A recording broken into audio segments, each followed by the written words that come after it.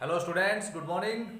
Today we'll start the chapter Viewers, Iron Smelters and Factory Owners.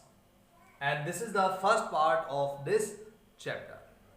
As we read the name of the chapter Viewers, Iron Smelters and Factory Owners. So definitely you can understand that this chapter is about the factories and the industries. This chapter is about industries.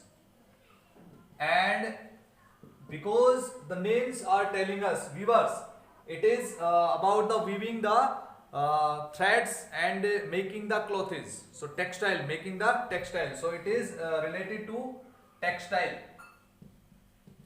textiles industry and iron smelters. Because of the word iron, we can understand this is about iron and steel industry. Iron and steel industry. So this chapter is about two industries, textiles and iron and steel industries. In this chapter, we'll study about crafts and industries of India during the British colonial rule. During the British rule. You know that industrialization. What is industrialization?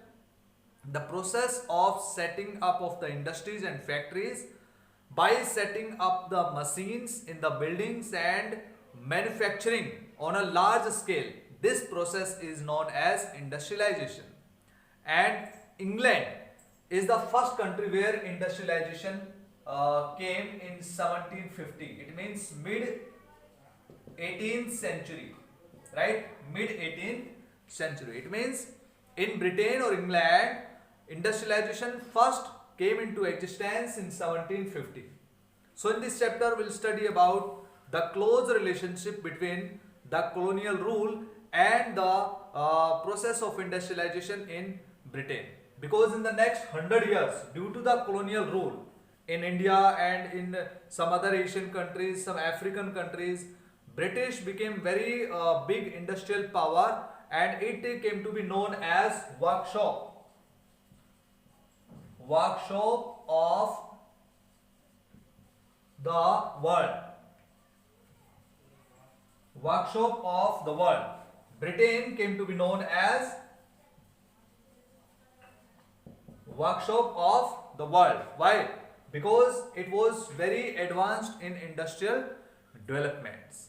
And as I told you that colonial rule and the British industrialization were very closely related, because due to the colonial rule the British first came to here and they used to get the raw material, and after flourishing industries in Britain, for example cotton industries and iron and steel industries, metallic industries, these were the dynamic industries in Britain.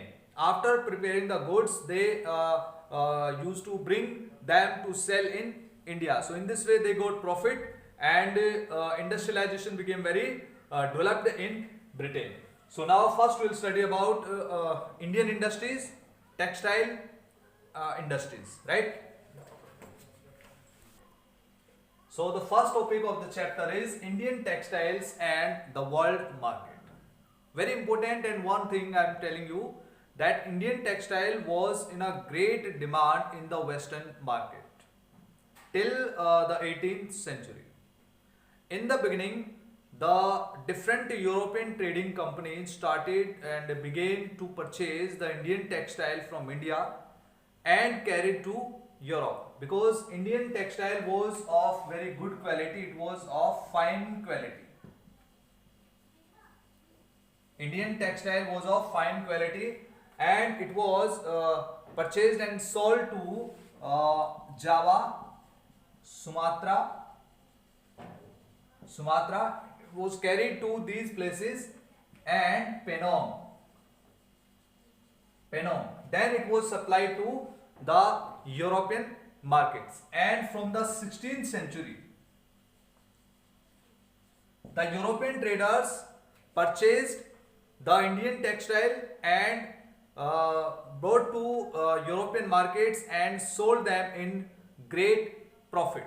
So in this way we can say that Indian textile was in great demand in the world market from 1750, when means after 1750, when British controlled Bengal in 1757 after the Battle of Plassey, and 1764 when the British got the Diwani rights in Bengal, Bihar and Odisha after the Battle of Buxar.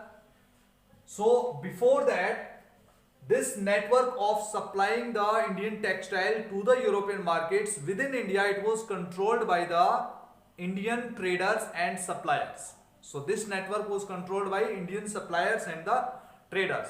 But after 1750s, when British controlled this economic and political scenario in India, then they changed this process, and they started to control over the trade network in India for Indian textiles and other important goods. So with Indian textiles, silk and spices also were carried by the European trading companies to Europe and to the Western market.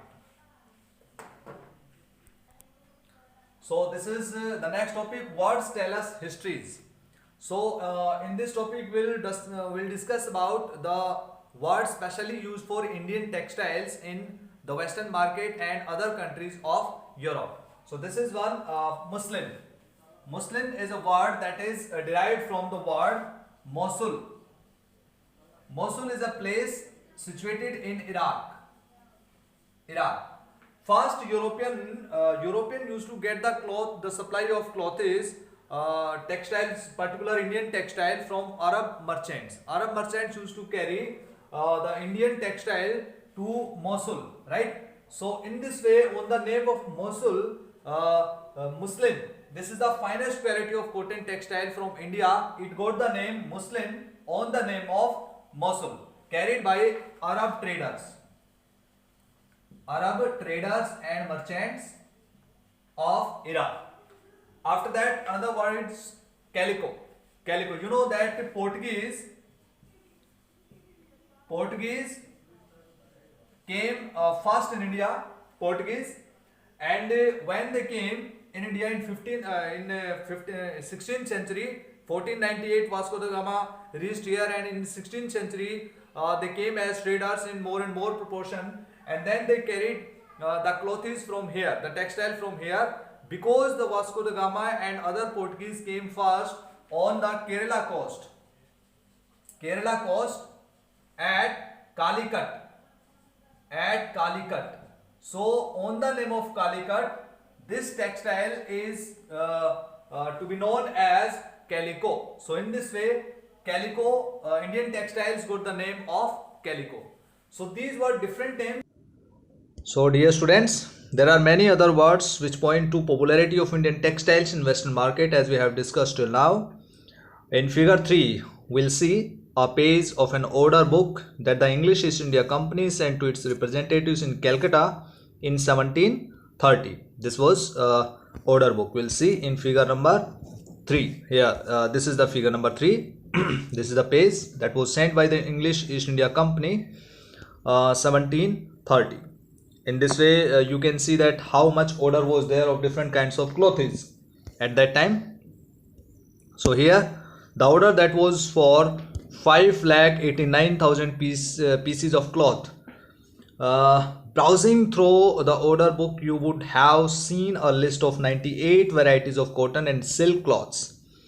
These were known by the common name in the European trade as piece goods, usually woven cloth piece that were 20 yards long and 1 yard wide. So this one, figure 3, and let's have a look on figure 2. This is Patola view. Mid 19th century, Patola was woven in Surat, Ahmedabad and Patan. 3 names you have to remember. Patola was woven, it was a cloth, special kind of cloth, highly valued in Indonesia. It became part of the local weaving tradition there, you can see. And after that, here Now look at the names of different varieties of cloth in the book. Amongst the pieces ordered in bulk were printed cotton clothes called chintz. Chintz, English word, kosaz and kasa, and bandana. So two kinds of names, chintz and bandana. Bandana is derived from the word bandhana, and chintz is derived from the word chint, a cloth with small and colorful flowery designs. From the 1680s, there started a craze for printed Indian cotton textiles in England and Europe, mainly for their exquisite floral designs, fine texture, and relative cheapness. Rich people of England, including the Queen herself, wore clothes of Indian fabric. Similarly, the word bandana now refers to any brightly colored and printed scarf for the neck or head. Originally, the term derived from the word bandhan or bandhana, this one in Hindi for tying, and referred to a variety of brightly colored cloth produced through a method of tying and dyeing. So you can see figure 5, printed designs of fine cloth chintz produced in Masulipatam, Andhra Pradesh, mid 19th century. This one. And another thing, this one, Jamdani weave. This is the fine muslin on which decorative motifs are woven on the loom, typically in grey and white color. Often a mixture of cotton and gold thread was used, as in the cloth in this picture you can see. This is Jamdani, the special kind of cloth. And there were other cloths in the order book which we have seen in figure 3 that were noted by their place of origin, like Kasim Bazar, Patna, Calcutta, Odisha, and Charpur. The widespread use of such words shows how popular Indian textiles had become in different parts of the world. So this we have seen figure 6, bandana designs, early 20th century. You can notice the line that runs through the middle. Do you know why? In this odhni, two tie and dye silk pieces are seamed together with gold thread embroidery. Bandana patterns were mostly produced in Rajasthan and Gujarat. You can remember the name Rajasthan and Gujarat. This kind of bandana cloth is. And there are two pieces. This is the middle line. So dear students, in this way we have discussed the above topics. In the next video, we'll discuss about Indian textiles in European markets. So till you have to revise and read from the textbook.